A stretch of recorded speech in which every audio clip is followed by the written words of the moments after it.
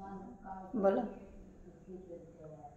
Hello, मेरा नाम अनीता शर्मा है। ये मेरी देवरानी है। हम लोग यूट्यूब पे एक भोले बाबा का शिव चर्चा का प्यारा सा भजन गाने जा रही हूँ। अच्छा लगे तो लाइक करना और सब्सक्राइब करना। नमस्कार। और दीदी आप कहाँ से आई हो? मैं सुल्तानपुर की हूँ और मेरा घर फर्मापुर है। आप तो आई हो बम्बई से, होती बता सकती हो। बम्बई का नहीं, मैं यूपी में बना रही थी, यूपी का ही परिचय दूंगी ना। हम अपने गांव का परिचय दूंगी। चलो बहनी, बोला बहुत देर हो तो। हाँ। अब बूढ़ो जर्जरात का होती। गौरा जयबू नाई हरवा हमका गाम नाही बा, गौरा जयबू नाई हरवा हमका गाम नाही बा, तो हरे दहरवा भोला महलाया टारी, तो हरे नैहरवा गौरा महलाया टारी।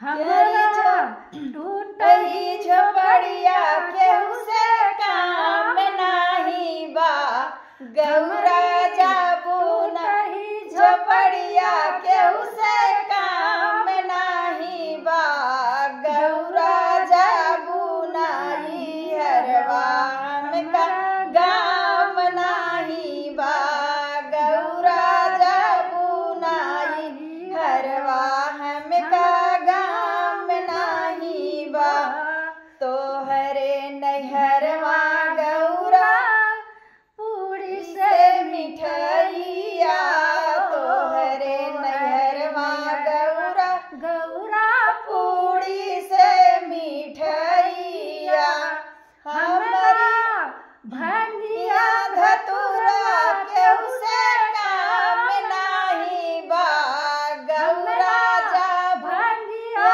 धतुरवा केहू से काम नाही बा, गौरा जाबू नाही हरवा हमका गाम नाही बा, गौरा जाबू नाही हरवा हमका गाम नाही बा, तो हरे नैहरवा गौरा गलई जा, तो हरे नैहरवा गौरा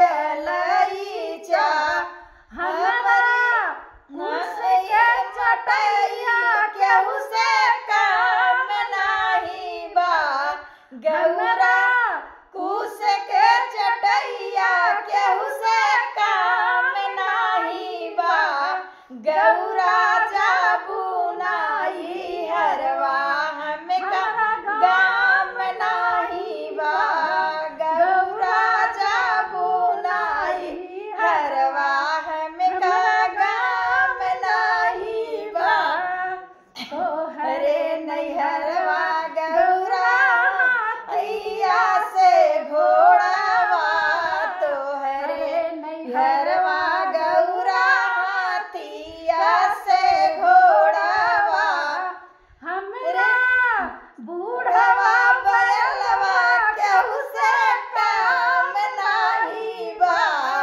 गौरा बूढ़वा बैलवा केहू से काम नाही बा, गौरा जाबू नाही हरवा हमका गाम नाही बा, गौरा जा